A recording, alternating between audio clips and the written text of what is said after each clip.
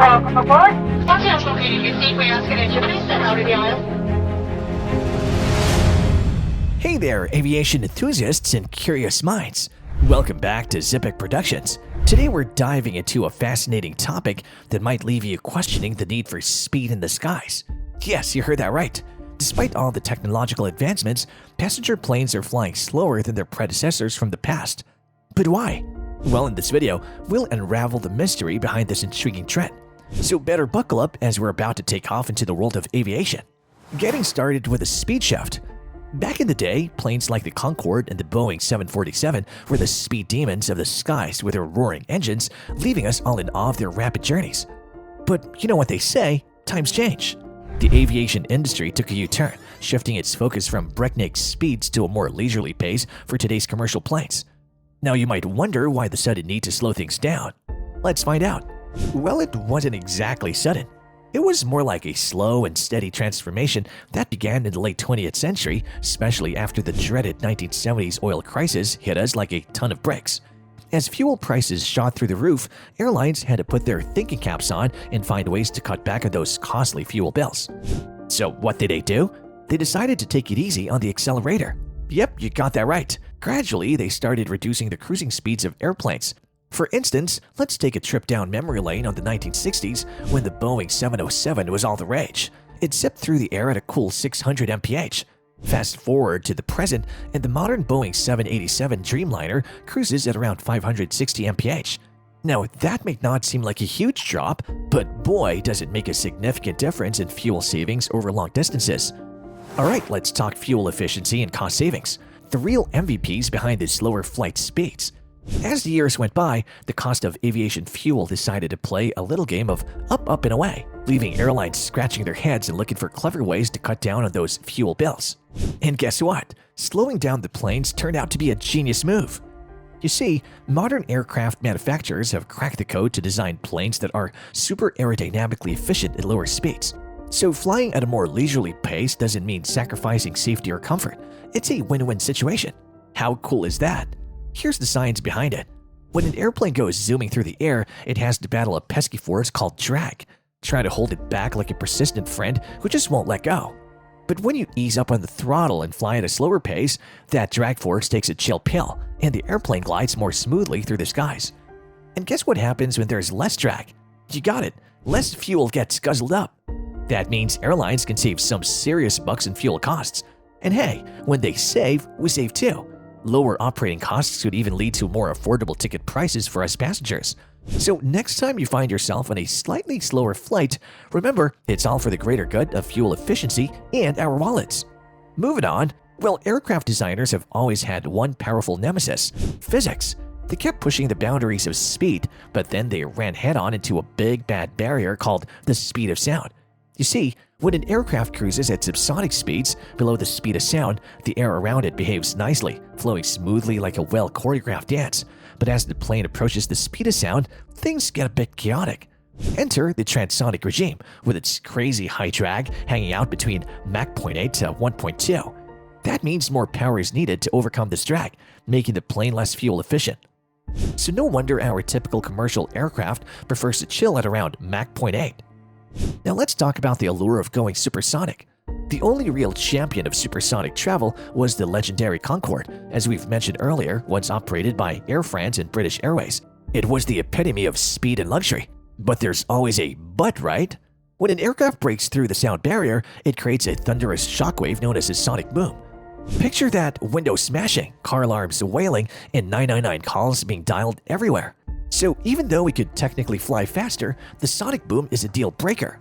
It's like Concorde's secret kryptonite. It rarely flew supersonic over land because of the ground-shaking noise. Instead, it loved to supercruise at Mach 2 over water where the boom was less of a bother.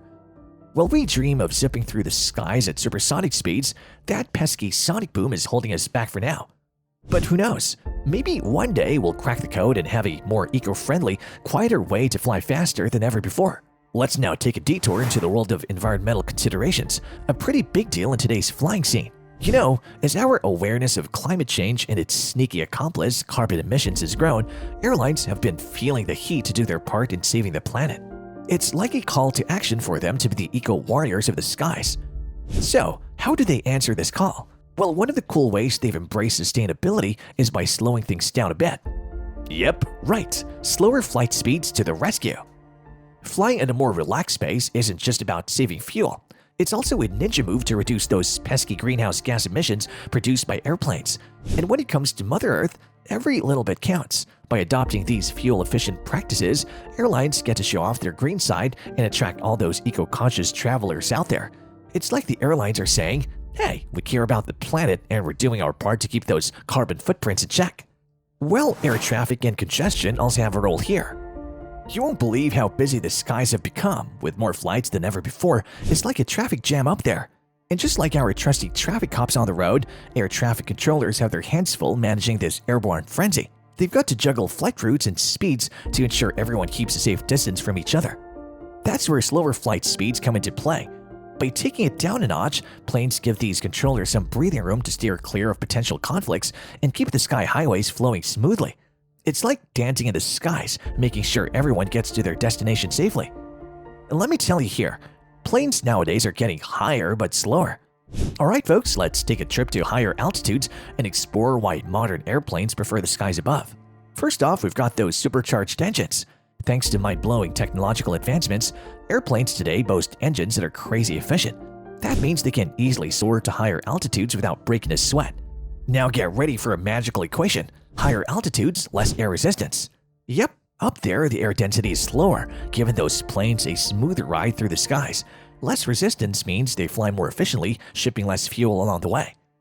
Ooh, and let's not forget the comfort factor. Higher altitudes often mean smoother air and fewer bumps, making it a delightful experience for us passengers. So you can thank those higher altitudes for keeping your journey cozy. But hey, there's more. Flying higher also helps in taming the traffic chaos up there. Air traffic control works its magic, routing planes efficiently to avoid any mid-air traffic jams. And guess what?